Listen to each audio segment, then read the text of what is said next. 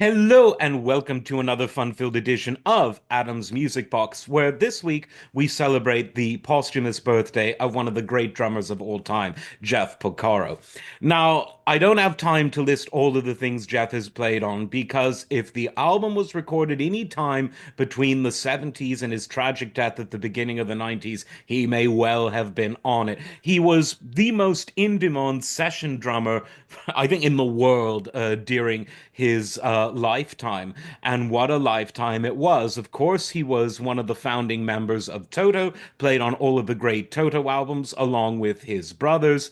And he was part of a family that was born into the music industry. Steve, a great keyboardist, his brother, Mike, a great bassist, and of course his father was a great musician. So, the argument about does music run in the blood? Maybe, maybe not, but for the Porcaro family, it really did. Now, in terms of his drumming, he was a revolutionary in ways that we don't always hear about. We all know about his perfection, about his virtuosity, his ability to read, his ability to play in any style that any kind of piece calls for. But one thing that I think is maybe his most important legacy to the drumming world is that he made a different kind of drumming very cool for the average aspiring young drummer.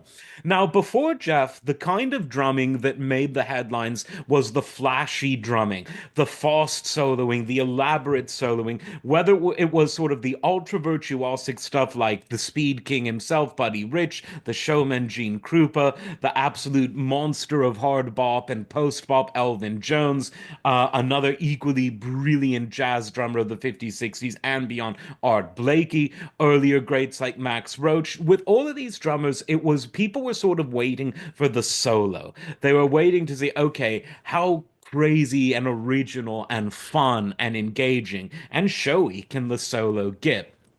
With Jeff Porcaro, people loved him for a different reason. They loved him because of his accuracy, and I think even more important than that, the way he could make the instruments sing, even while not doing anything remotely soloing. He could be very flashy and elaborate and all sorts of crazy fills when it was called for. He could be laid back but still exciting and interesting nevertheless. He could blend into the background without becoming irrelevant, or he could make the drums in the foreground of the music without becoming boisterous and overpowering. So much talent in his touch, in his dynamics. And one thing that I think now is almost overplayed is, oh, you've got to be steady, you've got to be steady. Well, so can a drum machine. But when Jeff did it, it worked because he was able to be steady and accurate, but also with soul and with vibe and with joie de vivre. And he was really one of the first drummers who became known for that. Now, people like Hal Blaine obviously were able to do that in the studio world. Hal Blaine was probably the most famous session drummer in the LA scene before Jeff Porcaro came along.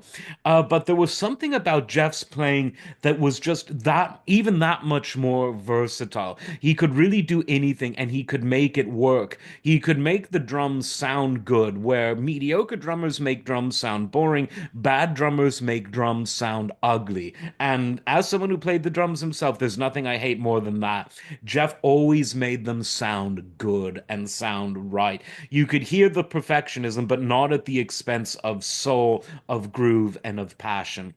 And that's why he was so called for by session gigs, and that's why he was such a big part of the Toto sound that everyone knows and loves. The only bad thing about his life is that he left us way too soon, unfortunately. So rest in eternal power, Jeff Porcaro, one of the best to ever do it.